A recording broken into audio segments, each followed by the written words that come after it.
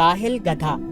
पुराने जमाने की बात है, एक ताजिर था जो शहर से दूर एक गांव में रहता था।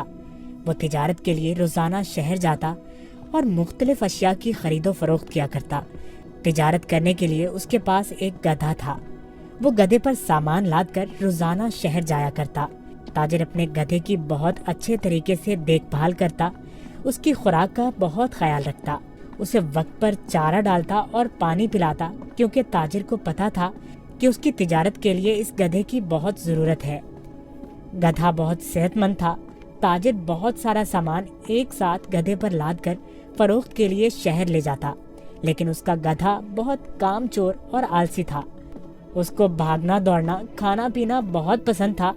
ओह, आज फिर शहर जाना पड़ेगा। मुझे हमेशा छुट्टियां क्यों नहीं हो जाती? मुझे छुट्टियां बहुत पसंद हैं। मेरे मालिक को तो हमेशा काम की ही पड़ी रहती है, पर मुझे फारिग रहना बहुत पसंद है। मेहनत करना तो बिल्कुल भी मुझे अच्छा नहीं लगता। ताजिर अपने गधे पर सारा सामान लादकर शहर ले जाता और ताजिर को शहर जाने के लिए एक नदी को पार करना पड़ता था। शहर जाकर वो सारा सामान बेच देता। ताजिर को हर रोज बाजार की मांग के मुताबिक अशिया की तिजारत करनी पड़ती थी। कभी कपास तो कभी नमक, कभी सब्जियां तो कभी फल। ताजिर को पता लगा कि बाजार में नमक की मांग बहुत बढ़ गई है। ठीक है, मैं बहुत जल्द ही नमक लेकर आ जाऊंगा। उसने अपने गधे पर 4 बोरियां नमक की लादी, पर उसको मालूम हो गया कि 4 बोरियों का वजन काफी ज्यादा है। ओहो, मेरा गधा इतना वजन नहीं उठा सकता। इसका वजन थोड़ा कम करना पड़ेगा, यही ठीक रहेगा। उसने गधे की पीठ से एक बोरी उतार दी, फिर भी गधा आगे जाने के लिए तैयार नहीं था। ताजिर को अपने गधे का तो बहुत ख्याल था, पर उसको अपने गधे का पता था कि वो बहुत कामचोर और आलसी है। उसने एक छड़ी गधे की पीठ पर मारी और उसे बाजार ले जाने की कोशिश करने लगा।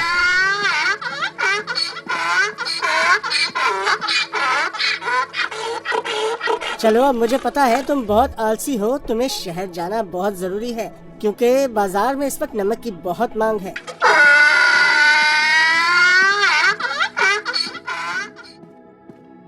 ताजिर ने सारा नमक फरोख्त कर दिया। ओहो, सच में बाजार में नमक की बहुत मांग है। ताजिर ने फिर रोज की तरह शहर में नमक फरोख्त करना शुरू कर दिया। गधे पर कभी 3 तो कभी 4 बोरियां लादकर बाजार जाना पड़ता था, जिसकी वजह से गधा नाखुश था। पर वापसी पर गधा बिल्कुल खाली आता और बहुत खुश होता। रोज की तरह ताजिर ने फिर से 4 बोरी गधे की पीठ पर लादी और शहर की तरफ निकल पड़ा। जब वो नदी के पास पहुंचा तो उसे पानी ज्यादा नजर आया। हमें बहुत ध्यान से आहिस्ता आहिस्ता चलना होगा, ताकि हम पानी में कहीं गिर न जाएं। जैसे ही उन्होंने आधी नदी पार की, अचानक गधे का पाँव एक बड़े पत्थर से लगा और गधा फिसल गया और पानी में बैठ गया। ओहो, तुमने ये क्या किया? बोरियां तो अभी भी मेरी पीठ पर हैं, लेकिन मुझे इतना वजन महसूस नहीं हो रहा। ये एक जादुई नदी है। गधा इस बात से हैरान था कि नदी में फिसलने की वजह से उन बोरियों का सारा नमक नदी में घुल गया था और बोरियों में से नमक खत्म हो चुका था। इसकी वजह से गधे को वजन महसूस नहीं हो रहा था, क्योंकि बोरियों में नमक बचा ही नहीं था, सब खत्म हो चुका था। ओहो, मेरी सारी मेहनत जाया हो गई। अब मैं शहर जाकर क्या करूँगा? सारा नमक तो बह गया है। शुक्र है खुदा का, मेरा गधा तो सही सलामत है। गधे को कुछ नहीं हुआ। अब शहर जाने का कोई फायदा नहीं, मुझे अब घर जाना चाहिए। वाह, कोई वजन भी नहीं और काम भी नहीं। ये तो कमाल की नदी है। फिर अगले दिन ताजिर ने 4 बोरियां गधे की पीठ पर लाद दी और शहर की तरफ निकल पड़ा।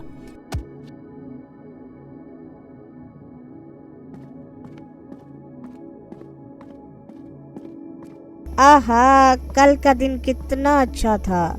कोई काम भी नहीं करना पड़ा था। आज मुझे फिर काम करना पड़ रहा है। ठीक है, आज फिर से मैं आलसीपन दिखाता हूँ और अपना वजन कम करता हूँ।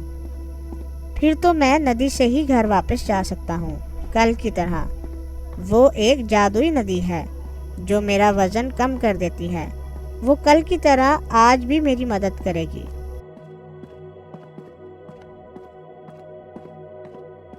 ताजिर उस दिन गधे की चालाकी से बिल्कुल बेखबर था।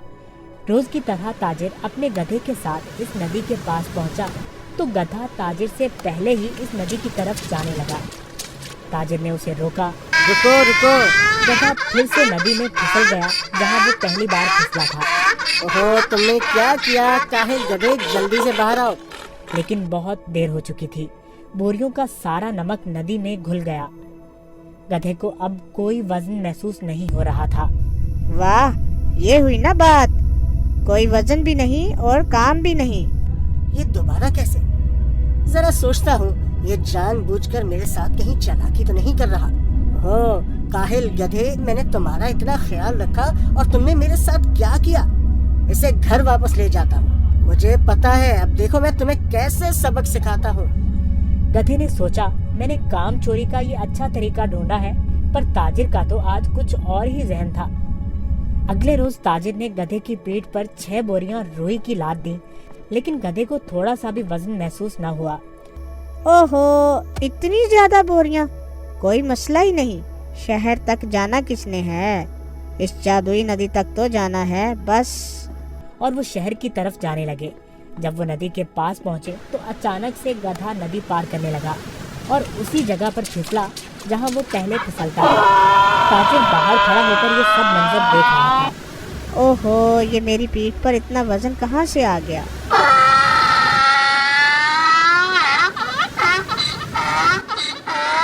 ताजिर बहुत समझदार आदमी था। उसको पता चल गया कि उसका गधा जानबूझकर ये सब उसके साथ कर रहा है। इसलिए ताजिर ने इस दफा बोरियों में नमक के बजाय रुई भर दी थी। जैसे ही गधा नदी में फिसला तो रुई ने पानी जज्ब कर लिया और गधे की पीठ पर वजन ज्यादा हो गया। हाँ, तुम मुझे इतने दिनों से बेवकूफ बना रहे थे।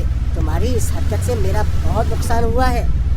तुम्हें इस बात का अंदाजा भी है क्या? अब तुम इसी तरह बोरियों के साथ घर जाओगे। गधे को उन बोरियों के साथ ही घर आना पड़ा। इस तरह गधे ने अपना सबक सीख लिया और उस दिन के बाद गधे ने कभी नदी में फिसलने की हिम्मत न की। इसलिए नतीजा, जैसा करोगे वैसा भरोगे।